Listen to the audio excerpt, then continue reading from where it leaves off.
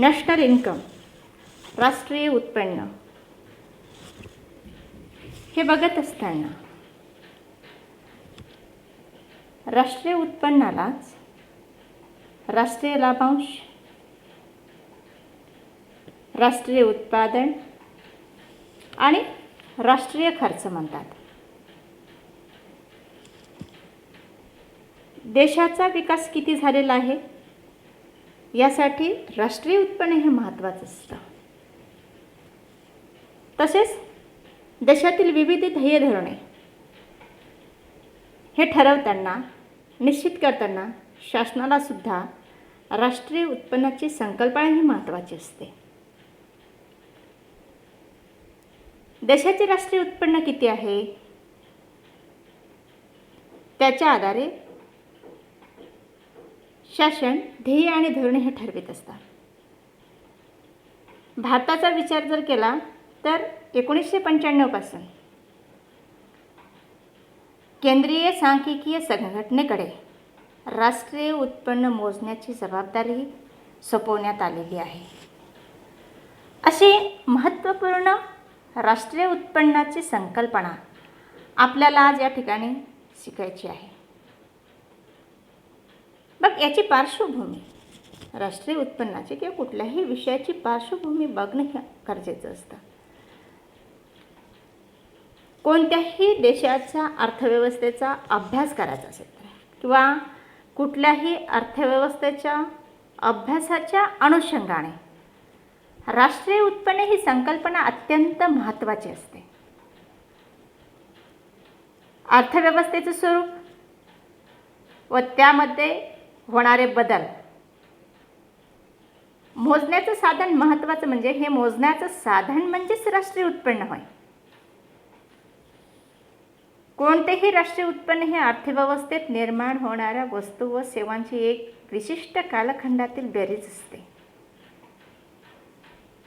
राष्ट्रीय उत्पन्नाच्या संकल्पनेचा विचार करत असताना ही संकल्पना स्थूल अर्थशास्त्राचा एक महत्त्वाचा भाग आहे.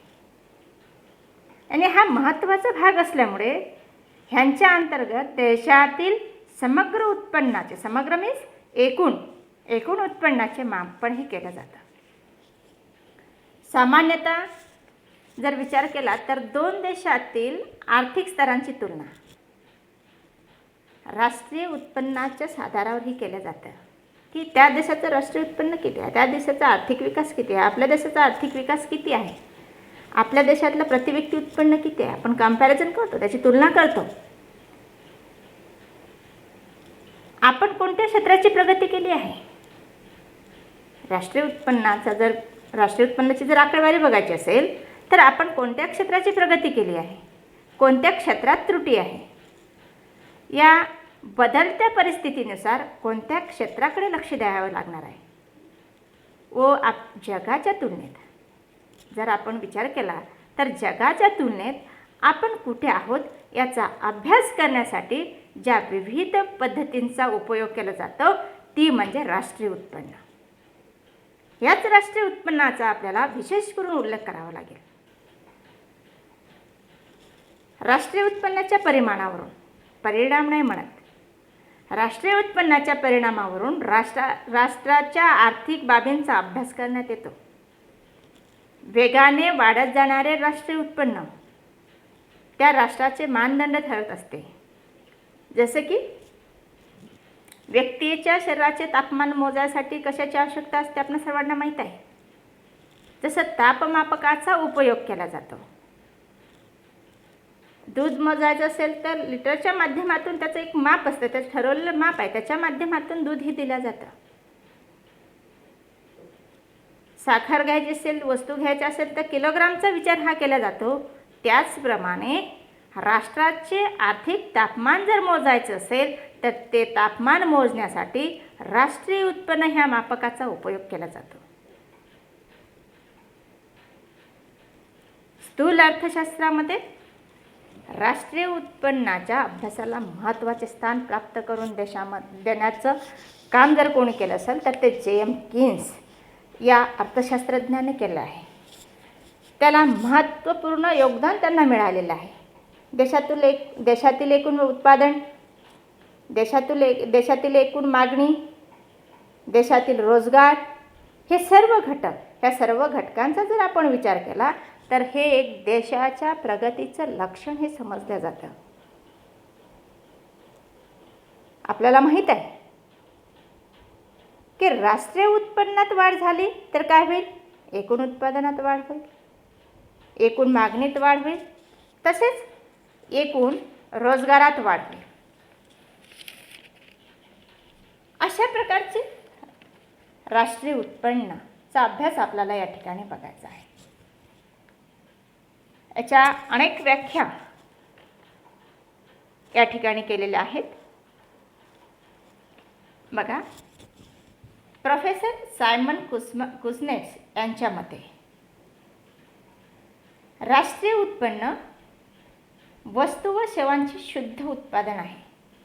राष्ट्रीय उत्पन्न वस्तू व सेवांचे शुद्ध उत्पादन आहे. तुमच्या समोर आहे व्याख्या. जे देशातील उत्पादन व्यवस्थेद्वारे वर्षभरात अंतिम उपभोक्त्याकडे अथवा देशाच्या पुंजीगत स्टॉकमध्ये वृद्धीच्या रूपात प्रवाहित होते. दुसरी व्याख्या, आता बघा, राष्ट्रीय उत्पन्न वस्तू व सेवांचे शुद्ध उत्पादन आहे.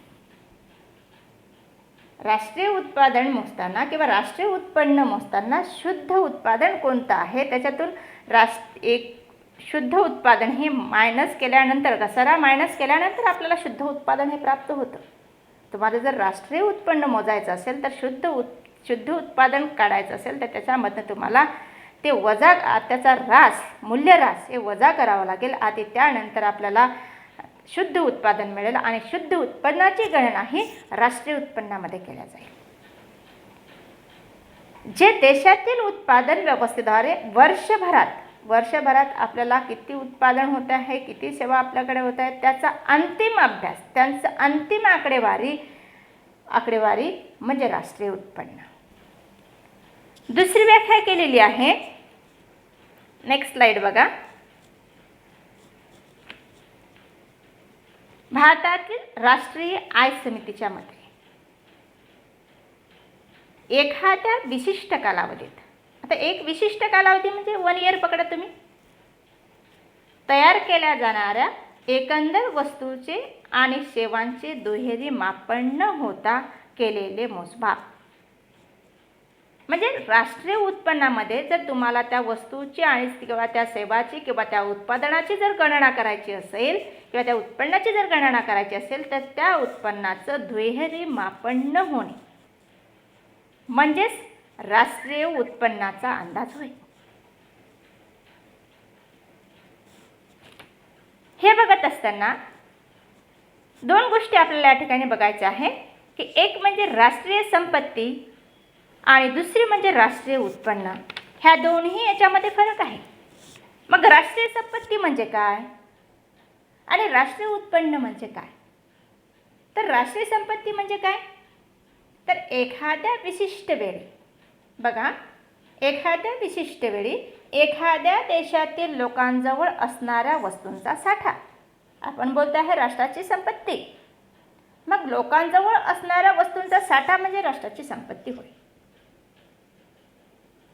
तर त्या उलट आपण राष्ट्रीय उत्पन्न मुक्त आहे, दोघांमध्ये फरक. राष्ट्रीय संपत्ती म्हणजे स्टॉक ऑफ फंड आणि राष्ट्रीय उत्पन्न बघत असताना एखाद्या विशिष्ट कालावधीत मानवी गरजा पूर्ण करण्यासाठी आवश्यक असलेल्या वस्तू व सेवांचे उत्पादन करण्याची विशिष्ट अर्थव्यवस्थेची उत्पादक शक्ती होय. मानवाच्या गरजा आहे, त्या गरजा पूर्ण करायच्या आहे. त्या गरजा जर पूर्ण करायच्या असेल तर तुम्हाला वस्तू आणि सेवांचे उत्पादन होणे किंवा उत्पन्न होणे हे गरजेचं आहे. अशा प्रकारे राष्ट्रीय संपत्ती म्हणजे एक प्रकार साठा, स्टॉक ऑफ फंड, तर राष्ट्रीय उत्पन्न म्हणजे एक प्रकारे प्रवाह, ज्याला आपण फ्लो म्हणतो. ह्या विशिष्ट घटकांचा जर आपण विचार केला तर या कालावधीचा विचार जर आपण केला तर सर्वसाधारणपणे 1 वर्षाचा कालावधी किंवा 1 वर्षाचा कालावधी हा असतो. शुद्ध राष्ट्रीय उत्पन्न म्हणजे काय? शुद्ध राष्ट्रीय उत्पन्न म्हणजे की एकूण मिश्र उत्पन्नात भांडवलाची झीज व उत्पादन तयार करण्यासाठी लागणाऱ्या वस्तूंची किंमत वजा जाता जे उत्पन्न उरते त्याला शुद्ध राष्ट्रीय उत्पन्न असे म्हणतात. दुसरी गोष्ट लक्षात ठेवण्यासारखी म्हणजे कुठली, की ज्यांचा पैशाच्या स्वरूपात विनिमय होतो. लक्षात घ्या, ज्यांचा पैशाच्या स्वरूपात विनिमय होतो अशाच वस्तू व सेवांचा अंतर्भाव राष्ट्रीय उत्पन्न मापनात होतो.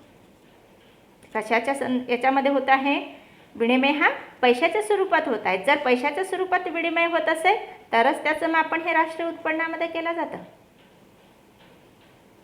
आणि ह्यात सुद्धा एक गोष्ट महत्त्वाची आहे की एकाच उत्पन्नाचे 2 वेळा किंवा दुहेरी मापन न होणे, हे सुद्धा गोष्ट तेवढीच राष्ट्रीय उत्पन्नाचं मापन करताना ही गोष्ट सुद्धा तेवढीच महत्त्वाची आहे. फॉर एक्झाम्पल,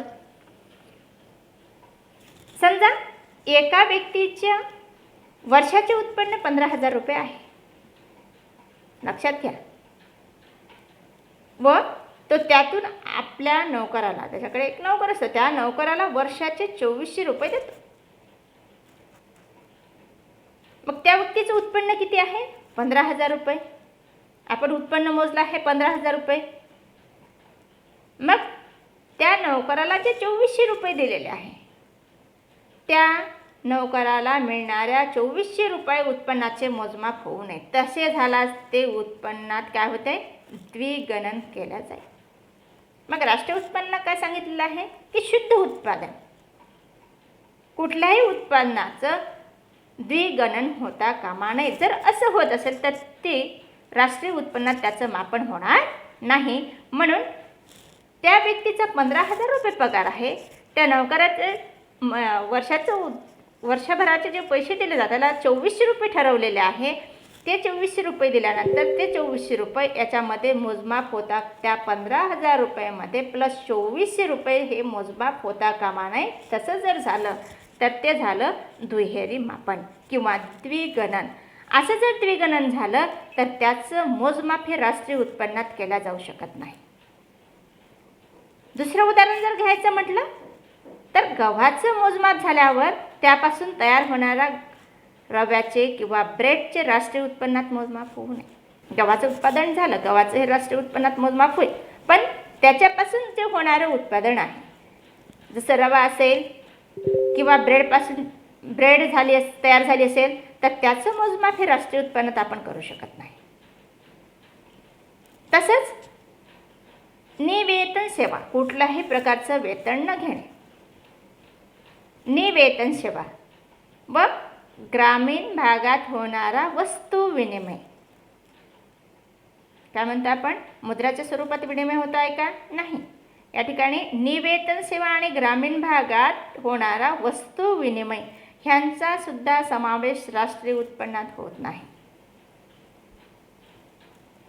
तसंच आपण फॉर एक्झाम्पल जर घ्यायचं म्हटलं तर आईने मुलाची केलेली संगोपन किंवा शुश्रूषा, ते राष्ट्रीय उत्पन्न नव्हे.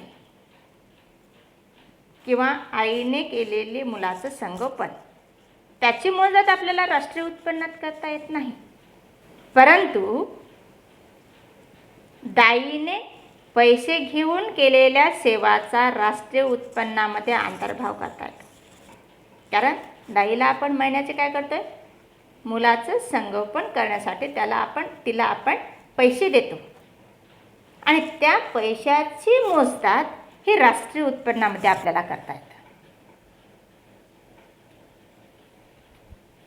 बघा, राष्ट्रीय उत्पन्नाची संकल्पना जर आपल्याला समजून घ्यायची असेल तर राष्ट्रीय उत्पन्नामध्ये कोणत्या उत्पादनाचा समावेश होतो आणि कोणत्या उत्पन्नाचा समावेश होत नाही, याकरता आपण 5 कन्सेप्टचा या ठिकाणी विचार करूया. मग ह्या 5 कन्सेप्ट कुठल्या, तर पहिली कन्सेप्ट आहे भारतीय व्यक्ती, भारतीय कंपनी असू शकते किंवा गव्हर्नमेंट संस्थासुद्धा असू शकतात. दुसरी कॉन्सेप्ट आहे भारतीयच पण परदेशात राहणारे. तिसरी कॉन्सेप्ट आहे परदेशी किंवा विदेशी पण भारतामध्ये राहणारी. चौथी कॉन्सेप्ट आहे भारतीय नागरिकाने परकीय नागरिकत्व स्वीकारणे. आणि पाचवी कॉन्सेप्ट आहे परदेशी नागरिकाने भारतीय नागरिकत्व स्वीकारणे. अशा प्रकारच्या 5 कॉन्सेप्ट म्हणजे राष्ट्रीय उत्पन्नामध्ये कोणत्या उत्पादनाचा समावेश होतो आणि कोणकोणत्या उत्पादनाचा समावेश होत नाही हे या ठिकाणी आपण बघणार आहोत. मग भारतीय व्यक्ती असेल, भारतीय कंपनी असेल, भारताच्या गव्हर्नमेंट संस्था असतील, ह्यांनी काय केलं आहे की ह्यांनी भारतामध्ये राहूनच उत्पन्न कमावलेलं आहे.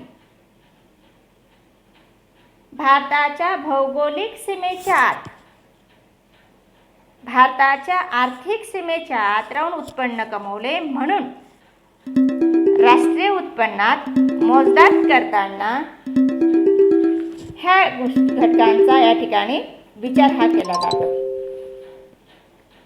दुसरं आहे भारतीयच पण परदेशात राहणारे. आधी आपण काय केलं, भारताच्या भौगोलिक सीमेच्या आत, भारताच्या भौगोलिक सीमेच्या आत ह्या व्यक्ती असेल, भारतातील व्यक्ती असेल, भारतातील कंपनी असेल, उत्पादन संस्था असतील, ह्या काय करत आहे की भारतातील भौगोलिक सीमेच्या आत हे उत्पादन कमवत आहे. म्हणून याची मोजदाद ही राष्ट्रीय उत्पन्नामध्ये केली जाते.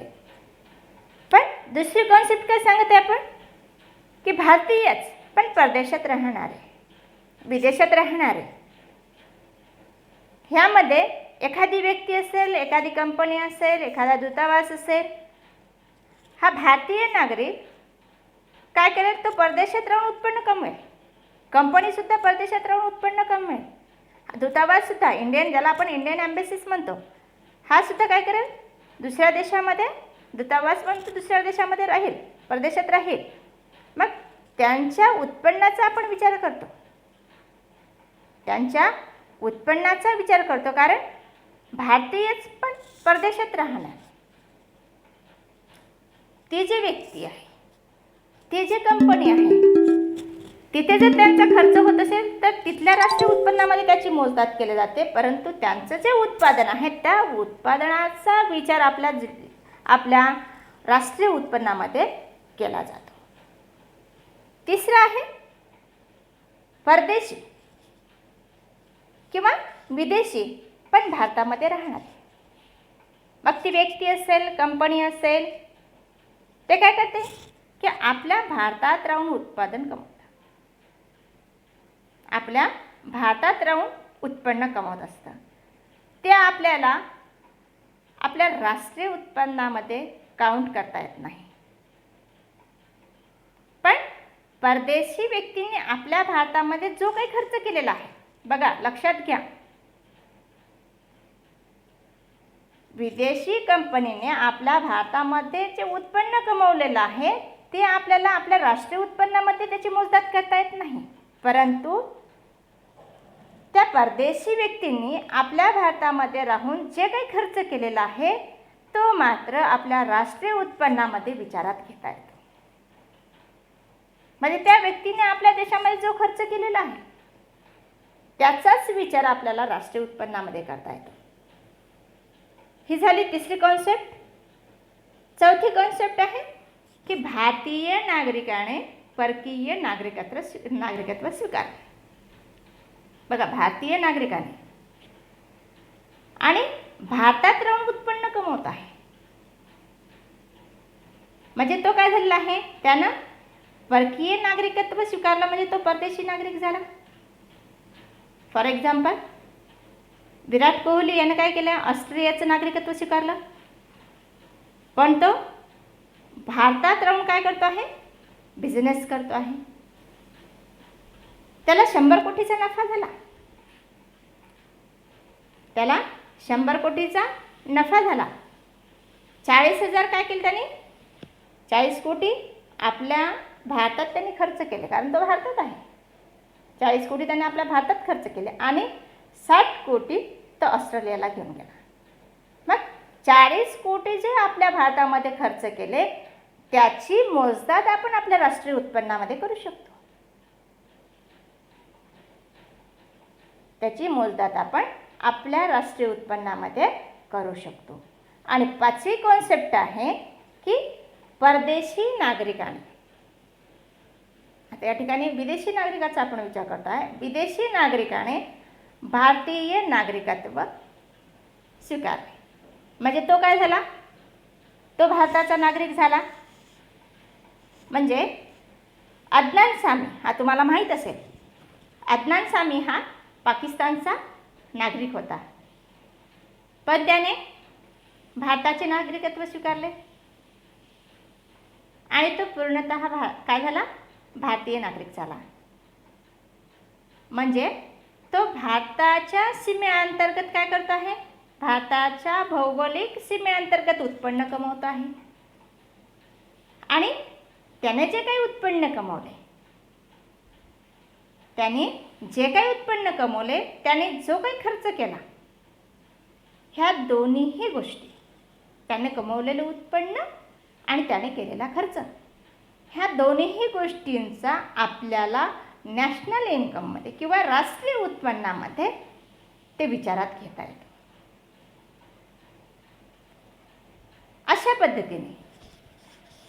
अशा पद्धतीने कोणत्या उत्पन्नाचा राष्ट्रीय उत्पन्नामध्ये समावेश करायचा आहे आणि कोणत्या उत्पन्नाचा राष्ट्रीय उत्पन्नामध्ये समावेश करायचा नाही, ह्या गोष्टींचा विचार, ह्या घटकांचा विचार या ठिकाणी आपण केलेला आहे. अशा प्रकारची राष्ट्रीय उत्पन्नाची कॉन्सेप्ट आपण या ठिकाणी समजून घेतलेली आहे. तर राष्ट्रीय उत्पन्नाचे आणखी वेगवेगळ्या कॉन्सेप्ट या ठिकाणी दिलेल्या आहेत. 4 कॉन्सेप्ट आहे आपल्यासमोर. स्लाइड ओपन करते मी दुसरी. नेक्स्ट स्लाइड बघा की राष्ट्रीय उत्पन्नाच्या विविध संकल्पना. पहिली संकल्पना कोणती आहे की सकल स्वदेशी उत्पादन, ज्याला आपण म्हणतो GDP, ग्रॉस डोमेस्टिक प्रोडक्ट. दुसरी संकल्पना आहे शुद्ध स्वदेशी उत्पादन, ज्याला म्हणतो आपण NDP, नेट डोमेस्टिक प्रोडक्ट. तिसरी संकल्पना आहे सकल राष्ट्रीय उत्पादन, ज्याला आपण म्हणतो GNP, ग्रॉस नॅशनल प्रोडक्ट. आणि चौथी संकल्पना आहे शुद्ध राष्ट्रीय उत्पादन, ज्याला आपण म्हणतो NNP, नेट नॅशनल प्रोडक्ट. ह्या गोष्टीचा विचार करता या संकल्पना आपल्याला या ठिकाणी राष्ट्रीय उत्पन्नाच्या विविध संकल्पना या ठिकाणी आपल्याला बघायचं आहे. तर जी पहिली संकल्पना आहे सकल स्वदेशी उत्पादन GDP, ग्रॉस डोमेस्टिक प्रोडक्ट, ही बघत असताना सकल स्वदेशी उत्पादनाला आपण काय म्हणतो, सकल देशांतर्गत उत्पादन असे सुद्धा म्हणतो. मग या GDPमध्ये, या ग्रॉस डोमेस्टिक प्रोडक्टमध्ये एका वर्षाच्या कालावधीत भारताच्या सीमेअंतर्गत, बघा काय म्हणताय मी की एका वर्षाच्या कालावधीत भारताच्या सीमेअंतर्गत जेवढे काही उत्पादन होते किंवा जेवढ्या काही सेवा पुरवल्या जातात त्याचं अंतिम मूल्य म्हणजे GDP. त्याचं अंतिम मूल्य म्हणजे GDP. तुम्ही भारताचं भौगोलिक चित्र आपल्यासमोर घ्या किंवा भारताचा नकाशा आपल्यासमोर ठेवा. आता या भारतामध्ये भारताच्या भौगोलिक सीमेअंतर्गत लक्षात घ्या, भारताच्या भौगोलिक सीमेअंतर्गत एक भारताची कंपनी प्रोडक्शन करते, भारताची कंपनी म्हणजे X, आणि दुसरी भारताच्या भौगोलिक सीमेअंतर्गतच दुसरी म्हणजे Y, ही विदेशी कंपनी, ही सुद्धा भारताच्या भौगोलिक सीमेअंतर्गत प्रोडक्शन घेते किंवा उत्पादन करते. मग ह्या दोन्ही उत्पादनाचा किंवा एखादी ऑस्ट्रेलियाचा दूतावास असेल, अमेरिकेची हिऱ्याची कंपनी असेल, सॅमसंगची एखादी कंपनी असेल, ह्या तिन्ही उत्पादन संस्थांनी आपलं उत्पादन म्हणजे प्रत्येक कंपनीने 10,000 रुपये फॉर एक्झाम्पल बोलते आपण 10,000 रुपये उत्पादन कमवलेलं आहे. मग ह्या तिन्ही उत्पादनाचं कारण हे कसे आहे, भौगोलिक सीमेच्या अंतर्गत उत्पादन संस्था चालवत आहे. मग ह्या तिन्ही संस्थांचं जे उत्पादन आहे, जरीही त्या विदेशी कंपनी असेल पण त्या कंपन्या भौगोलिक सीमेच्या आत उत्पादन कमवत आहे. मग ह्या उत्पादनाचं मोजदाद हे राष्ट्रीय उत्पन्नामध्ये केले जाते. मग GDP म्हणजे gross domestic product is equal to X+Y. म्हणजे भारताच्या ज्या कंपन्या आहेत त्या उत्पादनाची मोजदाद, विदेशी कंपनी जी Y आहे त्या विदेशी कंपनीची सुद्धा उत्पन्नाची मोजदाद आपल्या राष्ट्रीय उत्पन्नामध्ये केल्या जातं. म्हणजे एका वर्षाच्या कालावधीत देशाच्या भौगोलिक सीमेच्या आत उत्पादित वस्तू व सेवा यांचं अंतिम मूल्य म्हणजे GDP. उत्पादित वस्तू व सेवा यांचं अंतिम मूल्य म्हणजे GDP. मग सकल स्वदेशी उत्पादनाची जर गणना करायची असेल तर सकल राष्ट्रीय उत्पन्नामधून विदेशापासून अर्जित शुद्ध उत्पादनाला, अर्जित म्हणजे उत्पादित उत्पन्नाला वजा करण्यात येते. मग याचं सूत्र कसं तयार होईल, GDP बरोबर GND minus E minus I, export minus import. म्हणजे सकल स्वदेशी उत्पादन बरोबर सकल राष्ट्रीय उत्पादन मायनस विदेशापासून उत्पादित उत्पन्न. म्हणजे सकल स्वदेशी उत्पादनात देशातील नागरिक, बघा, सकल स्वदेशी उत्पादनात देशातील नागरिक आणि विदेशी लोक यांनी एका वर्षाच्या काळामध्ये किंवा एक वर्षाच्या कालावधीत देशातील उत्पादन साधनांच्या मदतीने जेवढ्या वस्तू व सेवांचे देशात उत्पादन केले असेल त्याचे बाजार मूल्यानुसार येणारे मूल्य म्हणजे सकल स्वदेशी देशांतर्गत उत्पादन होय. सकल स्वदेशी उत्पादन म्हणजे काय की भौगोलिक सीमेच्या आत किंवा भौगोलिक सीमेअंतर्गत जे उत्पादन होते त्याला आपण सकल स्वदेशी उत्पादन असे म्हणतो. आता दुसरी कॉन्सेप्ट आहे या ठिकाणी,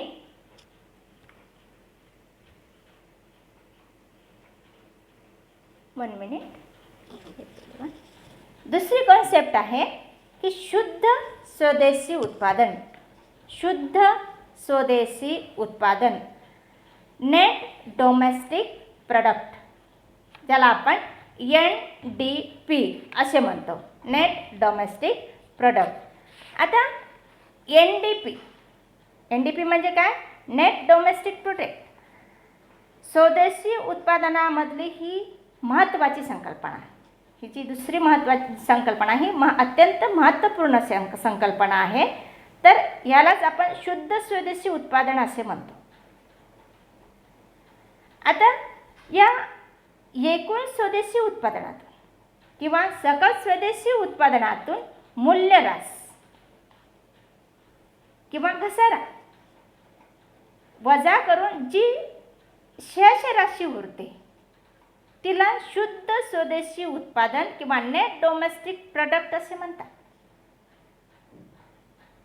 मग या ठिकाणी त्याचं सूत्र कसं होईल, NDP is equal to GDP minus depreciation. NDP म्हणजे काय, नेट डोमेस्टिक प्रोडक्ट, शुद्ध स्वदेशी उत्पादन इज इक्वल टू GDP म्हणजे काय, ग्रॉस डोमेस्टिक प्रोडक्ट, स्थूल देशांतर्गत उत्पादन मायनस डिप्रिसिएशन, ज्याला आपण घसारा असे म्हणतो. भारतामध्ये कंपन्या सांगितलेल्या आहेत. आपली एक्स कंपनी आहे, भारताची एक्स कंपनी आहे, विदेशामधली वाय कंपनी आहे. ह्या कंपन्या प्रोडक्शन घेताना किंवा उत्पादन घेताना उत्पादन घेताना त्यांना काय लागतात? मशीन लागतात. उत्पादन तयार करण्यासाठी मशीन लागतात. दळणवळणासाठी लागणारं वाहन आहे. उत्पादनाचं दळणवळण करायचं आहे, त्यासाठी लागणारं वाहन आहे. एखादं यंत्र बिघडलेलं आहे, त्याचे इंजिन दुरुस्त करण्यासाठी लागणारा खर्च, मशीनचे काही पार्ट्स आहे ते दुरुस्त करण्यासाठी किंवा ते रिप्लेस करण्यासाठी कंपनीला करावा लागणारा खर्च, म्हणजे कंपनीला जो खर्च करावा लागतो, लक्षात घ्या, कंपनीला जो खर्च करावा लागतो तो म्हणजे घसारा. म्हणजे हा जो घसारा आहे, हा घसारा GDP म्हणून, GDP मधून काय करावा लागतो? हा वजा करावा लागतो. म्यूट करा कोणाच तरी. मग हा घसारा कोण ठरवतं? तर हा घसारा ministry of commerce and industry, हा घसारा ministry of commerce and industry ती हा घसारा ठरवत असते की कोणत्या प्रोडक्टवर किती घसारा आकारायचा. दरवर्षी हे काय होते? ठरवलं जातं आणि हा घसारा GDP मधून मायनस केला जातो किंवा वजा केला जातो, तरच आपल्याला NDP मिळतं. ज्या ठिकाणी नेट आहे, शुद्ध, ज्या ठिकाणी नेट आहे, ज्या ठिकाणी नेट आलं त्या ठिकाणी काहीतरी आपल्याला वजा करावा लागतो आणि हे वजा केल्यानंतरच आपल्याला काय मिळतं? NDP मिळतं. नेक्स्ट कन्सेप्ट आहे आपली सकल राष्ट्रीय उत्पादन, GNP, ज्याला आपण म्हणतो ग्रॉस नॅशनल प्रोडक्ट, ज्याला आपण म्हणतो ग्रॉस नॅशनल प्रोडक्ट. आता ही बघत असताना GNP सकल राष्ट्रीय उत्पादन बघत असताना या सकल राष्ट्रीय उत्पादनालाच एकूण राष्ट्रीय उत्पादन म्हटलं जातं किंवा स्थूल राष्ट्रीय उत्पादन सुद्धा म्हटलं जातं. म्हणजे एखाद्या देशातील एका वर्षाच्या काळामध्ये उत्पादित होणाऱ्या वस्तू व सेवांच्या बाजार मूल्याला सकल राष्ट्रीय उत्पादन असे म्हणतात किंवा एकूण राष्ट्रीय उत्पादन असे म्हणतात. या सकल राष्ट्रीय उत्पादनालाच अर्थव्यवस्थेची समग्र पूर्ती, aggregate supply of the economy किंवा सकल राष्ट्रीय उत्पादन, ग्रॉस नॅशनल प्रोडक्ट असे सुद्धा म्हणतात. म्हणजे एका निश्चित कालावधी हा निश्चित झालेला असतो. एका निश्चित कालावधीत राष्ट्राच्या समस्त नागरिकांद्वारा वस्तू आणि सेवांचे जे उत्पादन केले जाते त्याला सकल राष्ट्रीय उत्पादन असे म्हणतात. त्याला सकल राष्ट्रीय उत्पादन असे म्हणतात. मग GNP बघत असताना बघा, भारताच्या काही कंपन्या, जसं विदेशातल्या काही कंपन्या भारतात असू शकतात, भारतामधील काही कंपन्या विदेशात असू शकतात. म्हणजे जशी रिलायन्स कंपनी आहे, टाटा इंडस्ट्री आहे, ह्या कंपन्या विदेशामध्ये काय करत आहे? प्रोडक्शन करत आहे. बघा, आपण काय म्हटलं आहे की भौगोलिक सीमेच्या अंतर्गत भारताची कंपनी काम करते आहे, भारताच्या अनेक कंपन्या काम करत आहेत, उत्पादन संस्था कार्यरत आहेत. विदेशातील काही कंपन्या आपल्या भारतामध्ये काम करत आहेत. जसं आपण म्हटलं एक्स ही भारताची कंपनी आहे, वाय ही विदेशाची कंपनी आहे. आणि आपल्या देशातील काही कंपन्या ह्या विदेशात आहेत, ज्याला आपण झेड म्हणू. पण या ठिकाणी महत्त्वाचं आहे GNP gross national product, gross national product, जरीही आपली कंपनी विदेशामध्ये काम करते, विदेशामध्ये कार्यरत असेल, जरीही आपल्या देशातील कंपनी विदेशामध्ये आहे, तरीही तो आपल्या देशाचा नागरिक आहे. म्हणून त्यांच्या उत्पन्नाची मोजदाद आपल्या राष्ट्रीय उत्पन्नामध्ये केलं जातं. कारण भारताचं नागरिकत्व असणं हे महत्त्वाचं आहे. जरीही विदेशामध्ये ती कंपनी आहे, परंतु ती जी व्यक्ती आहे, ती जी कंपनी आहे, ती जी संस्था आहे, ती भारताचा नागरिक आहे. मग जगामध्ये तुम्ही कुठेही उत्पन्न कमवा, कुठेही तुम्ही पैसा कमवा, पण तरीही तो भारताचा नागरिक आहे. एक्सी भारताची कंपनी आहे, म्हणून ती GNP मध्ये सामील होईल, म्हणून GNP मध्ये तिच्या उत्पन्नाचा विचार केला जाईल. पण वाय ही काय आहे? वाय ही विदेशी कंपनी आहे, म्हणून त्या विदेशी कंपनीचा, ती भारताची कंपनी नाही, म्हणून ती GNP मध्ये सामील होणार नाही, कारण ती विदेशी आहे.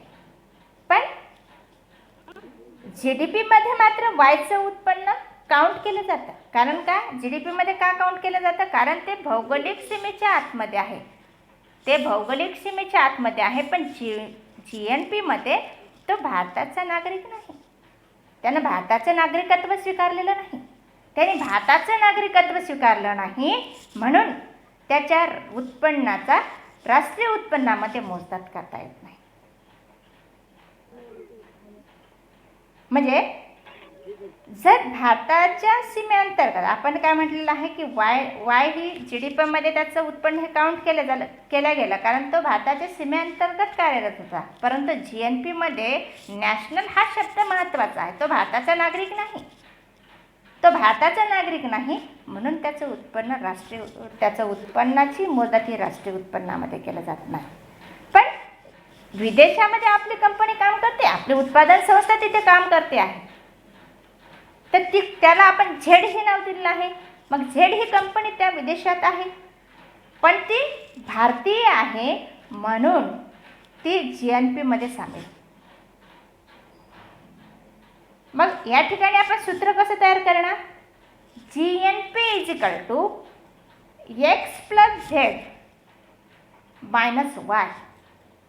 कारण वायकडे किंवा त्या कंपनीकडे किंवा त्या संस्थेकडे भारताचं नागरिकत्व नाही, म्हणून आपल्या राष्ट्रीय उत्पन्नातून ती मायनस केला जाईल.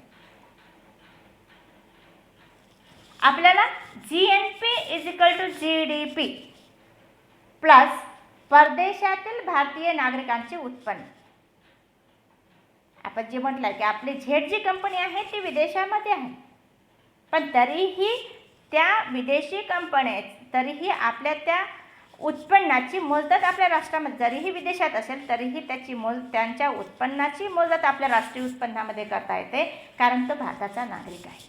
म्हणून GNP gross national product = GDP gross domestic product plus परदेशातील भारतीय नागरिकाचे उत्पन्न मायनस भारतातील परकीय नागरिकाचे उत्पन्न. मायनस बोलतोय आपण. वाय ही काय आहे? विदेशी कंपनी आहे, आणि या विदेशी कंपनीचं जे उत्पन्न आहे ते उत्पन्न आपल्या GNP मधून काय करतो आपण? मायनस करतो आहे, किंवा GDP मधून तो मायनस करत आहे. म्हणजे GDP मध्ये X + Y + Z - Y. कारण का झेडने काय केलं? जरीही विदेशात कमवलेलं उत्पन्न असेल, झेडने जरी विदेशात कमवलेलं जरी उत्पन्न असेल, तरीही ते काय आहे? भारताच्या नागरिकाने कमवलेलं उत्पन्न आहे, म्हणून जरीही विदेशात असेल तरीही त्याच्या उत्पन्नाची मोजदाद ही आपल्या राष्ट्रीय उत्पन्नामध्ये केल्या जाते. आता चौथी कॉन्सेप्ट जी आहे, ती चौथी कॉन्सेप्ट आहे आपली शुद्ध राष्ट्रीय उत्पादन, ज्याला आपण म्हणतो NNP net national product. Net national product ही सुद्धा महत्त्वपूर्ण अशी संकल्पना आहे. आता आधुनिक अर्थशास्त्रामध्ये शुद्ध राष्ट्रीय उत्पादन ज्याला म्हटलं जातं NNP नेट नॅशनल प्रोडक्ट तुमच्या समोर आहे संकल्पना. ह्याच्या रूपात या शुद्ध राष्ट्रीय उत्पादनाच्या रूपात राष्ट्रीय आयला परिभाषित करणे अधिक पसंत करतात. जरीही सकल राष्ट्रीय उत्पादन किंवा एकूण राष्ट्रीय उत्पादन किंवा स्थूल राष्ट्रीय उत्पादन महत्त्वाची असेल तरीही स्थूल अर्थशास्त्राची ही GNP ही जी संकल्पना आहे ही देशाच्या आर्थिक उपलब्धतेचं चित्र आपल्यासमोर किंवा आर्थिक विकासाचं चित्र आपल्यासमोर उपलब्ध करून देते.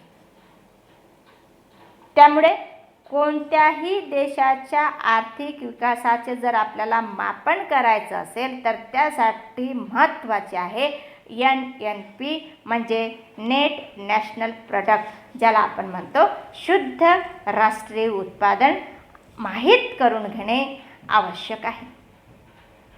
म्हणजे साध्या भाषेत जर सांगायचं झालं तर एकूण राष्ट्रीय उत्पादनातून मूल्यह्रास म्हणजे GNPचा मूल्यह्रास किंवा घसारा काय केला जातो वजा करून जी शिल्लक राहते तिला शुद्ध राष्ट्रीय उत्पादन असे म्हणतात. म्हणजे शुद्ध राष्ट्रीय उत्पादन बरोबर सकल राष्ट्रीय उत्पादन मायनस घसारा किंवा मूल्यह्रास. NNP = GNP minus depreciation. म्हणजे याच्यावरून आपल्या हे लक्षात येतं की शुद्ध राष्ट्रीय उत्पादनाची जी संकल्पना आहे ही संकल्पना सकल राष्ट्रीय उत्पादनाच्या तुलनेत अधिक महत्त्वाची आहे. याचं कारण काय की एकूण उत्पादनातून काय केलं जातं घसारा हा वजा केला जातो आणि ह्या घसारा वजा केल्यानंतर राष्ट्रीय उत्पन्नाची वास्तविक जी स्थिती आहे जी रियालिटी आहे ही रियालिटी आपल्याला माहीत होती किंवा त्याचं ज्ञान हे अवगतं. म्हणजे अशा प्रकारे शुद्ध राष्ट्रीय उत्पादन ज्याला आपण NNP म्हणतो हे देशाच्या अर्थव्यवस्थेच्या विकासाच्या दृष्टिकोनातून अत्यंत महत्त्वपूर्ण अशी संकल्पना आहे. आणि ह्याच कारणामुळे विकासाच्या अर्थव्यवस्थेत राष्ट्रीय उत्पन्नाची शुद्ध राष्ट्रीय उत्पन्नाची ही संकल्पना अत्यंत महत्त्वपूर्ण अशी संकल्पना समजली जाते. आपण जर सकल GNPचा जर आपल्याला विचार करायचा असेल तर आपल्यासमोर उदाहरण या ठिकाणी सांगितलेलं आहे. सकल राष्ट्रीय उत्पादन ज्याला आपण म्हणतो GNP आपल्या समोर आहे सकल राष्ट्रीय उत्पादन ग्रॉस नॅशनल प्रोडक्ट. ह्याचा विचार करता आपण फॉर एक्झाम्पल बघतो आहे GNP आणि NNP याच्या संदर्भात आपण उदाहरण या ठिकाणी आपल्याला बघायचं आहे.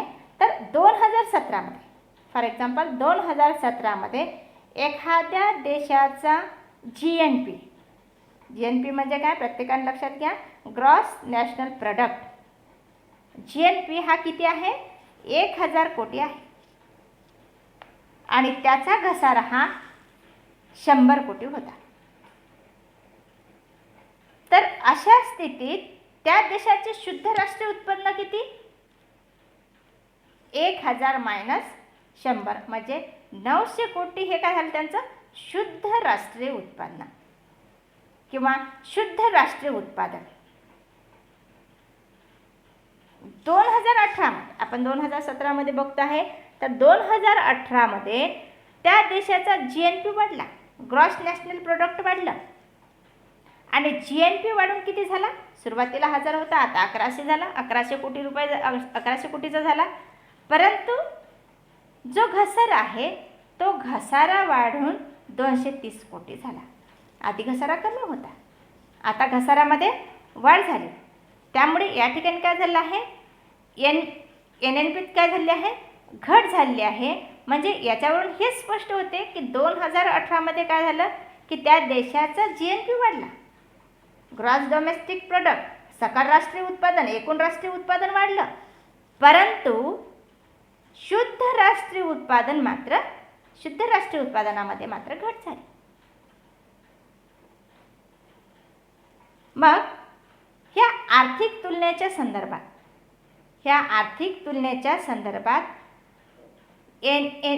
NNPची जी संकल्पना आहे ही अधिक विश्वसनीय आहे, अधिक महत्त्वपूर्ण आहे, अधिक विश्वासाची आहे.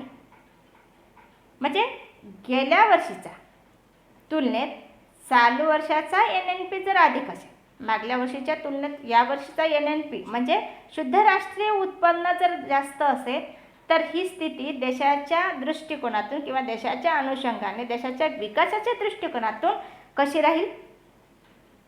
चांगली राहील. म्हणजे नियोजन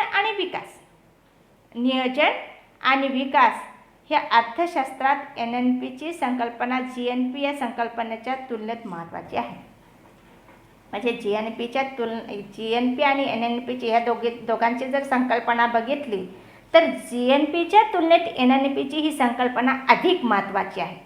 कारण काय की देशाची दीर्घकालीन उत्पादन क्षमता वाढवणे, भांडवली स्कंदामध्ये वृद्धी करण्याच्या दृष्टिकोनातून किंवा त्याच्या अनुषंगाने NNPत वाढ करणे हे महत्त्वाचं समजले जाते.